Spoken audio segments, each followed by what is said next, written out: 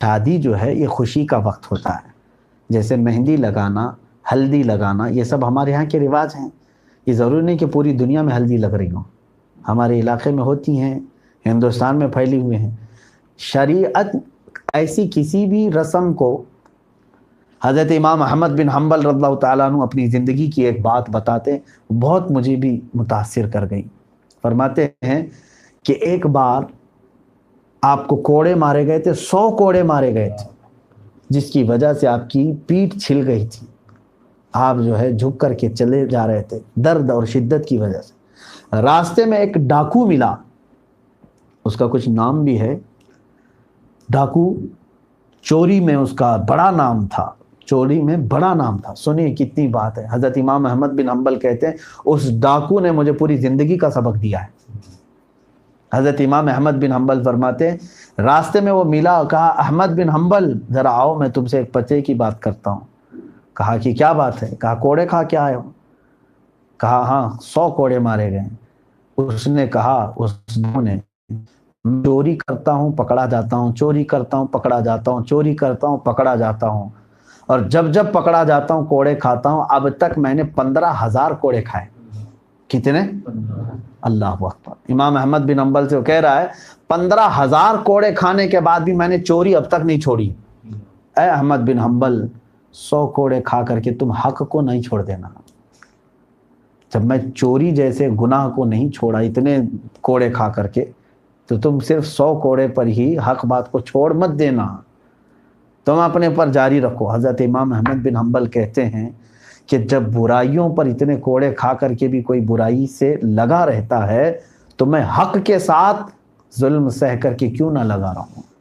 آج اسی کی بات ہمیں سمجھانے کی ضرورت ہے اور سمجھنے کی بھی ضرورت ہے۔ علماء دب کے ہوئے بیٹھے ہیں، بہت سارے ہمارے مشائخ ہیں یا بڑے ہیں جن کو آج قیادت کرنی چاہیے تھی، وہ خوف کے مارے تھر تھر کر رہے ہیں کہ نہ جانے ہمارے ساتھ کتنے معاملات کریں گے۔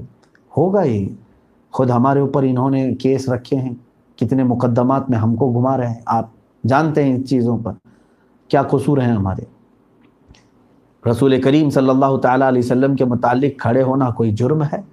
میں اپنے نبی صلی اللہ تعالیٰ علیہ وسلم کی عظمت اور رسالت، ناموں سے رسالت کے لیے اگر کھڑا ہوا تو خود میرے اوپر تقریباً انہوں نے کتنے مقدمے دائر کیے۔ یہ میرے لیے عیب کی بات نہیں، عیب اس وقت ہوگا جب میں کسی کا قتل ناحق کر کے جاؤں، معاذ اللہ رب العالمین، اللہ کبھی نہ کرے۔ چوری ڈکیتی یا کسی برے کام میں کوئی جیل جائے تو اور رسوائے زمانہ ہے، لیکن الحمدللہ حق کا اعلان کرتے ہوئے اور ناموں سے رسالت کے لیے بات کرتے ہوئے اگر کوئی گیا تو میں سمجھتا ہوں وہ شہادت کے مقام پر جا رہا ہے، کوئی عیب کی بات نہیں۔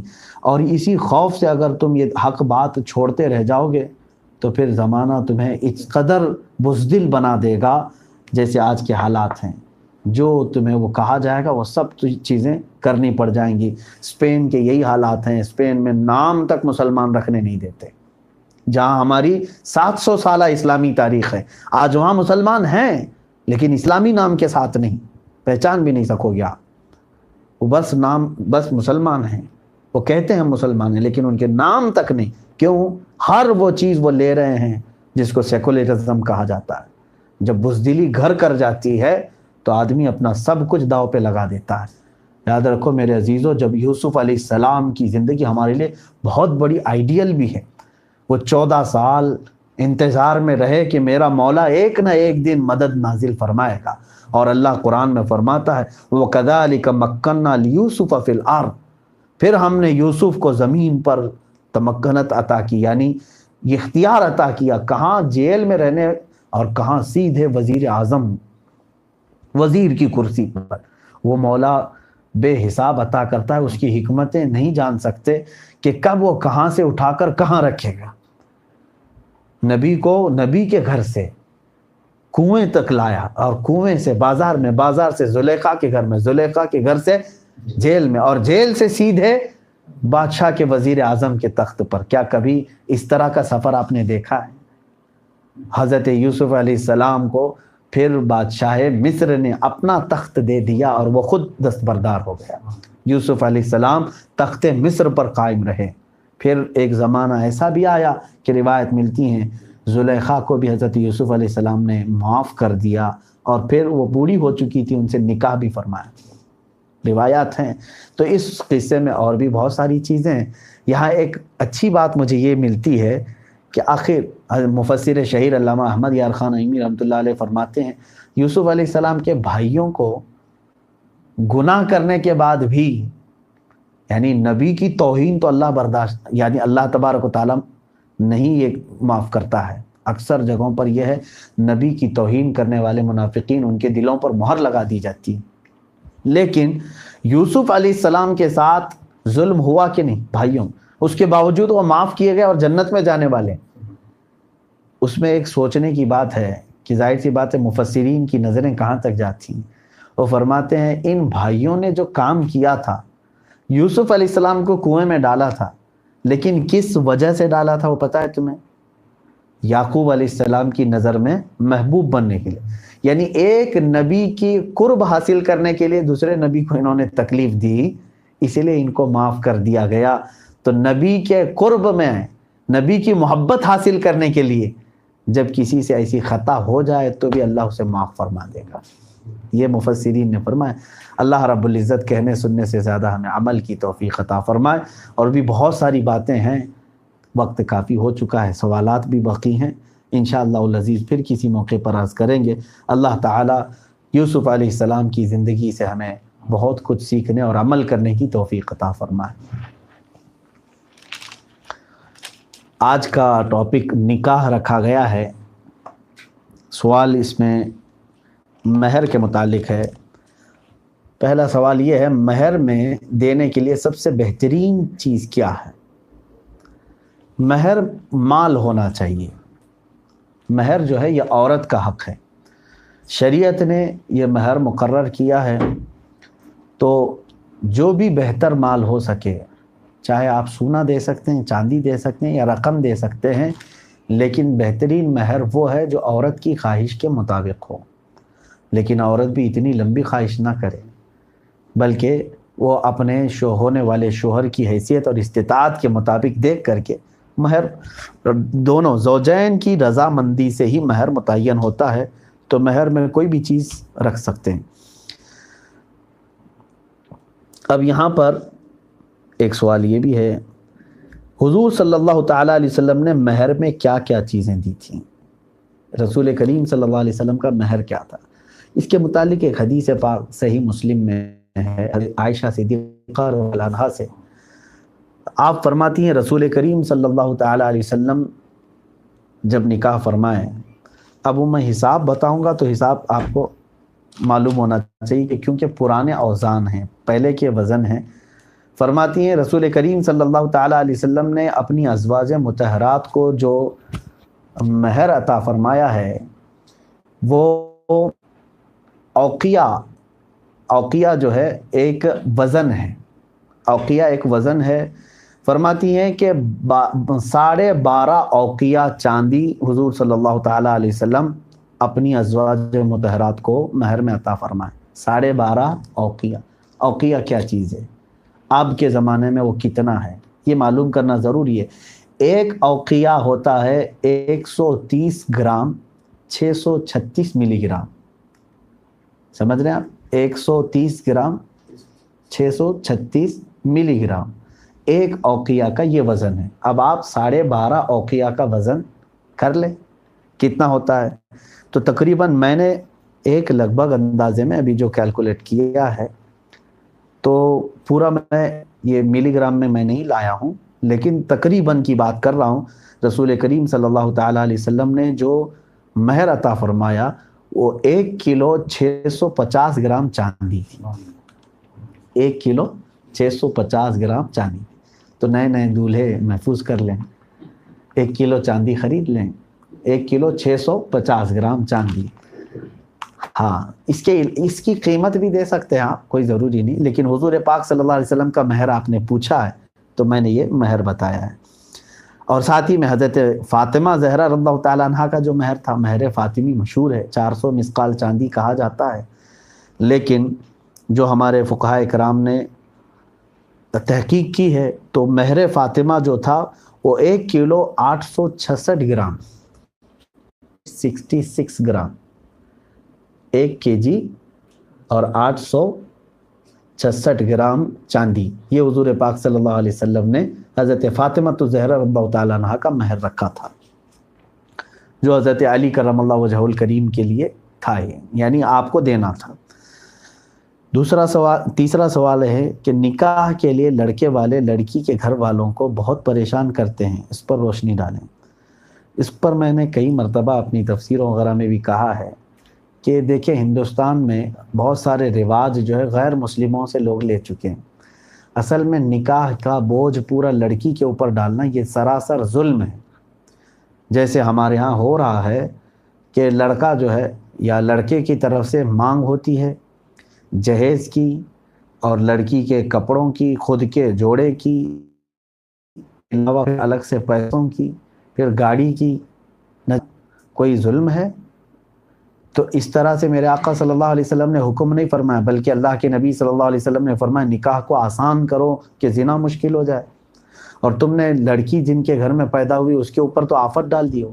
اور اتنا ہی نہیں، شادی کرنے کے بعد کے بھی معاملات دیکھیں تو سب لڑکی کے گھر میں دولہا خرچہ کیا کرتا ہے؟ مرد ہو کر کے فقیر کی زندگی گزار رہا ہے، مرد ہے لیکن بھیک مانگ رہا ہے لڑکی سے۔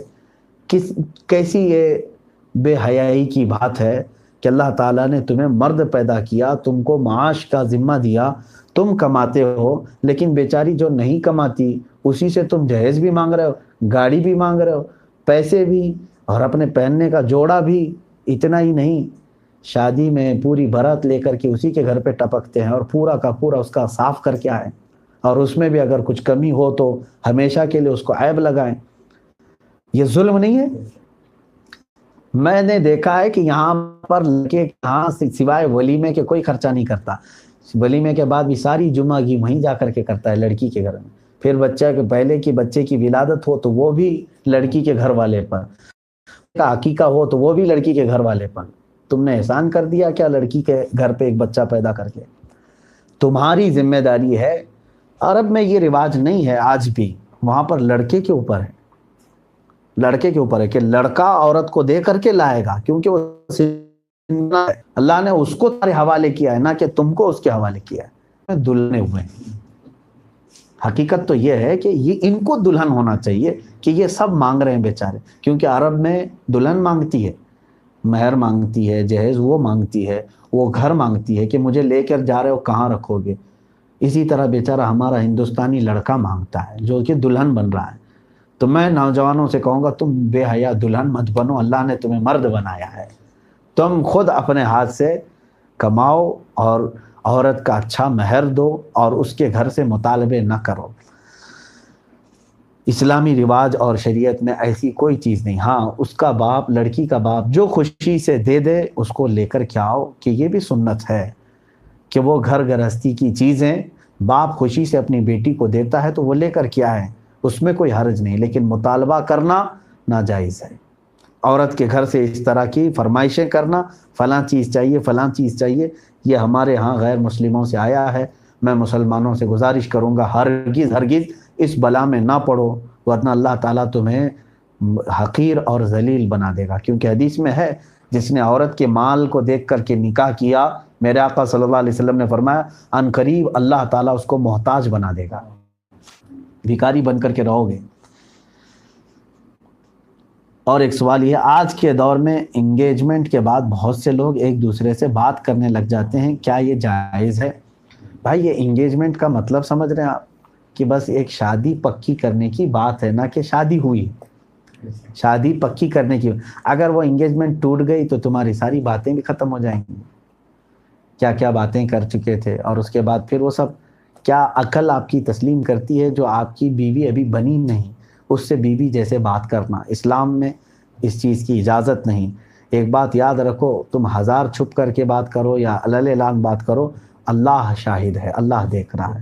تو مجھے دکھانے کے لیے یا کسی کو دکھانے کے لیے اس پر نہیں، بلکہ اللہ رب العزت شاہد ہے، وہ دیکھ رہا ہے تمہیں جس چیز کی اجازت دی۔ اتنا بھی صبر نہیں، ابھی منگنی ہوئی، زندگی پوری پڑی ہے بات کرنے کے لیے آپ کو۔ بیوی لاؤ، روزانہ اس کے ساتھ 4 گھنٹے بات کرو، کیا حرج ہے؟ لیکن یہ دیکھنے کو ملتا ہے جتنی باتیں ہیں وہ سب شادی سے پہلے ہی کی، انگیجمنٹ سے شادی کے بیچ کا جو وقفہ ہے وہ تقریباً پوری زندگی کی باتیں وہیں کر چکے ہوتے ہیں. کیونکہ یہ بھی سوالات بہت آتے ہیں ہمارے پاس عورتوں کے کہ ہمارا شوہر 5 منٹ بھی دیتا نہیں ہم کو، گھر میں بیٹھتا ہی نہیں ہے، آتا ہی نہیں ہے. تو میں نے یہی کہا ہے صاحب جتنا بات کرنا تھا وہ تم سے انگیجمنٹ کے بعد کر چکا ہے، اب کیا کرے گا بیچارہ. ہاں جنہوں نے بات نہیں کیا اللہ تبارک و تعالیٰ ان کے دلوں میں محبت رکھے. اب یہاں پر ایک طریقہ، ایک صاحب نے اور بھی سوال کیا ہے، اسی سوال کو میں اس میں جوڑ کر کے کہہ دوں گا.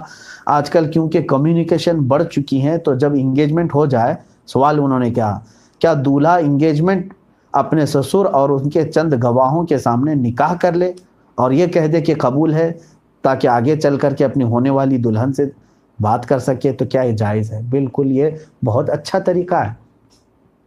میں تو یہ کہتا ہوں کہ انگیجمنٹ جب ہو رہی ہے، آپ ویسی بھی انگیجمنٹ ہلکی پھلکی کہاں کر رہے ہیں آج، اس کے لیے بھی ہال بک کر رہے ہیں، دعوت دے رہے ہیں، ساری تقریباً ایک شادی کے جیسے کر رہے ہیں. تو کیوں نہ ان دونوں کو بٹھا کے قبل تو کہلا دیں، قبول ہے کہلا دیں. ہو گیا، وہ دونوں ایک دوسرے کے لیے حلال ہو گئے. جب رخصت کرنا ہے ہو سکتا ہے ایک اور ریسیپشن رکھ لیں شادی کی. یہ اگر 2 گواہ وہاں پر موجود ہیں، اب سسر ہو یا نہ ہو ضروری نہیں ہے، لیکن آپ کے اور آپ کی بیوی کے درمیان 2 گواہ ہیں وہاں پر انگیجمنٹ کے بعد، اور لوگ جان بھی رہے ہیں. اسی وقت اگر ایجاب و قبول ہو گیا تو وہ نکاح ہی ہو گیا. اس کے بعد آپ کھل کر کے بات کرو، آپ کی بیوی ہے وہ شرعی بات کر سکتے. آپ صبح بات کرو، دوپہر میں بات کرو، رات میں بات کرو، کل بات کرو. یہ طریقہ اچھا ہے کہ انگیجمنٹ میں ہی ایجاب و قبول ہو جائے. اور جب اس کو عورت کو لانا ہے تب پھر آپ کوئی شادی کا دن مقرر کر کے عورت کو رخصت کرو. ایسا بھی حضور اکرم صلی اللہ تعالیٰ علیہ وسلم نے حضرت عائشہ صدیقہ رضی اللہ تعالیٰ عنہ کے ساتھ ایسے ہی فرمایا. پہلے 3 سال پہلے ماں عائشہ صدیقہ رضی اللہ تعالیٰ عنہ سے حضور کا نکاح ہوا، لیکن حضور کے حرم میں وہ آئی نہیں. 3 سال کے بعد وہ رخصت ہو کر حضور صلی اللہ علیہ وسلم کے حرم میں تشریف لائیں. تو اس طرح بھی آپ چاہیں تو کر سکتے ہیں. اب سوال ایک یہ ہے، شادی میں بہت سے رسم و رواج کرتے ہیں جیسے کہ ناریل پھوڑنا، جلوہ ڈالنا، کیا یہ سب حدیث سے ثابت ہے؟ دیکھیں، ناریل بھی پھوڑو، انڈے بھی پھوڑو، جو کچھ بھی کرنا ہے آپ کو میں لمٹ آپ کو بتا دوں، کیونکہ شادی جو ہے یہ خوشی کا وقت ہوتا ہے. جیسے مہندی لگانا، ہلدی لگانا، یہ سب ہمارے یہاں کے رواج ہیں. یہ ضروری نہیں کہ پوری دنیا میں ہلدی لگ رہی ہوں، ہمارے علاقے میں ہوتی ہیں، ہندوستان میں پھیلی ہوئے ہیں. شریعت ایسی کسی بھی رسم کو منع نہیں کرتی جو قرآن و حدیث سے نہ ٹکرا رہی ہو. بات سمجھ میں آ رہی؟ خوشی آپ کے لیے جائز ہے، بس اتنا دیکھیں کہ شریعت کے خلاف کوئی چیز تو نہیں جا رہی. ہاں، ہلدی کھیلنے میں، آپ لیمو کھیلنے میں، کہیں لڑکیوں کے ساتھ، عورتوں کے ساتھ بے تکلف ہو گئے، خلط ملط ہو گیا، ایک حرام کام آپ نے کیا، اور ایسا رسم جائز نہیں. باقی آپ سارے لوگ ہلدی ایک آپ کر رہے ہیں، وہاں ضیاء بھی نہ ہو. آپ اگر ہلدی چہرے وغیرہ پہ گورے ہونے کے لیے لگاتے ہیں تو خوب لگائیں، سارے ایک دوسرے کو لگا لیں. اس رسم میں کوئی وہ نہیں، شریعت اس کو منع نہیں کر رہی ہے. اسی طرح سے اب یہ جلوے کی بات ہے، جلوہ کیا چیز؟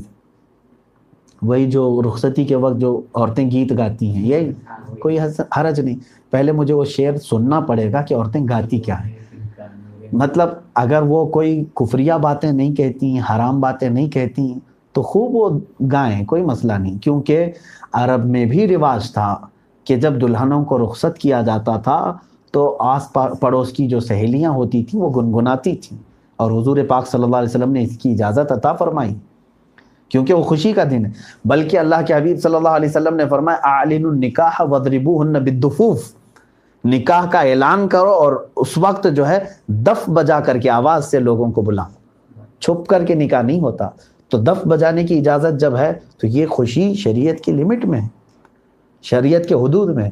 تو میں نے ہر ایک، اب کیا کیا میں رسم و رواج آپ کو بتاؤں کہ بہت ساری جگہوں پر وہ ہے، یہ ہے، یہ ہے. ایک فارمولہ بتا دیا کہ کوئی ایسا رسم جس میں حرام کاری ہو رہی ہو اس سے بچیں. باقی کوئی بھی خوشی آپ کر سکتے ہو کریں. حرام کاری جیسے اجنبی مرد کا اجنبی عورتوں سے ایک دوسرے کو مل جانا، خلط ملط ہونا، ناچنا، ڈانس کرنا، یا حرام چیزوں کی گنگنانا جیسے گانوں پر رقص ہوتا ہے، یہ تمام چیزیں اگر نہیں ہیں تو سارے رسم و رواج شادی میں جائز ہیں، کوئی حرج نہیں. اور سوال ہے، کیا نکاح کے لیے بنا داڑھی والا انسان کی گواہی لے سکتے ہیں؟ ہاں لے سکتے ہیں، لیکن اس داڑھی والے کو کہیں کہ آئندہ چل کر داڑھی رکھ لے، سنت ہے۔ دوسرے مذہب کے لڑکی یا لڑکے سے شادی کرنا اسلام میں کیسا ہے؟ ناجائز ہے، آپ کی شادی ہوگی ہی نہیں جب تک کہ وہ اسلام قبول نہ کرے۔ دوسرے مذہب کے ساتھ تمہارا نکاح ہی نہیں ہوا، بلکہ وہ زنا ہے، کیونکہ اللہ تعالیٰ نے فرمایا وَلَا تَنْكِحُوا الْمُشْرِكَاتِ حَتَّى يُؤْمِنْ، تم مشرکوں سے ہرگز نکاح نہ کرو جب تک کہ وہ ایمان نہ لائیں۔ اور اللہ نے فرمایا وَلَعَبْدٌ مُؤْمِنٌ خَيْرٌ مِّن مُشْرِكٍ، اگرچہ تم کو وَلَوْ أَعْجَبَكُمْ، اگرچہ تم کو کوئی کافر پسند آئے، لیکن اللہ فرماتا عبد مؤمن خیر، مومن بندہ سب سے تو بہتر ہے تمہارے لیے۔ وہ لڑکی کے لیے بھی فرمایا گیا، لڑکے کے لیے بھی، اور مومنہ عورت تمہارے لیے سب سے بہتر ہے۔ ہاں اگر کوئی اسلام میں آ چکے ہیں، جیسے بہت سارے لوگ یہ سمجھتے ہیں کہ یہ بھی ایک ثواب کا کام ہے، سارا ثواب کا کام کسی عورت کو نکاح کرنے میں ہی کچھ نوجوان سمجھتے ہیں کہ وہ تھی نان مسلم، میں نے اس کو اسلام قبول کروا دیا ہے، وہ مسلمان بنی ہے۔ میرے عزیزوں، صرف شادی کے لیے اگر کوئی اسلام آیا ہے تو وہ پتہ نہیں اسلام کب تک ٹھہرتا ہے۔ اب اگر کوئی توبہ کر بھی لیتا ہے تو شریعت نے یہاں پر وہ بھی ایک ہمارے پاس سسٹم رکھا ہے کہ 6 مہینے انتظار کیا جائے، کیونکہ توبہ کے آثار ظاہر ہونا چاہیے کہ وہ سیریس ہے یا نہیں، یا تو پھر وقتی طور پر توبہ کیا ہے۔ تو اگر کوئی اسلام بھی لایا ہے تو اس کو 6 مہینے انتظار کریں، اور چاہیں تو اس کے بعد نکاح کر لیں۔ سوال یہ ہے، اگر دولہا جہیز نہ لے اور مہر بھی ایسا دے کہ ہونے والی زوجہ کو اتنے سورے یاد کروائے گا اور دلہن بھی اس چیز سے راضی ہے، تو ایسا مہر کیسے ادا کیا جائے؟ کیونکہ مہر شادی سے پہلے ادا کرنا ہوتا ہے۔ حدیث پاک میں اس کا ذکر تو ہے۔ حضور اکرم صلی اللہ علیہ وسلم کے پاس ایک خاتون آئی، یہ ابھی حدیث ہم نے ابھی پڑھی، انہوں نے کہا کہ میرا نکاح آپ چاہیں تو کر لیں۔ حضور صلی اللہ علیہ وسلم نے توجہ نہیں فرمائی۔ محفل میں بیٹھے ہوئے ایک صحابی تھے، انہوں نے کہا یا رسول اللہ صلی اللہ علیہ وسلم، اگر آپ رغبت نہیں رکھتے تو مجھے نکاح کروا دیں۔ اللہ کے حبیب صلی اللہ علیہ وسلم نے فرمایا ٹھیک ہے، تمہارے پاس کچھ مہر ہے دینے کے لیے؟ انہوں نے کہا میں غریب ہوں، کچھ بھی نہیں ہے۔ کہا جاؤ ایک انگوٹھی اگر مل جائے تم کو، لوہے کی انگوٹھی ہو تو لے آؤ، مہر میں کچھ تو دینا ہوگا۔ انہوں نے کہا میرے پاس لوہے کی انگوٹھی تک بھی نہیں۔ سب چلے گئے محفل میں۔ حضور اکرم صلی اللہ علیہ وسلم نے اس صحابی سے پوچھا حل معک من القرآن، کیا تمہارے پاس تم کو قرآن کی کوئی سورہ یاد ہے؟ انہوں نے کہا ہاں کذا و کذا، یہ سورتیں یاد ہیں۔ کہا جاؤ اس خاتون کو وہ سورتیں یاد کراؤ، یہی تمہارا مہر ہے۔ تو قرآن کی تعلیم کو حضور صلی اللہ علیہ وسلم نے مہر مقرر فرمایا۔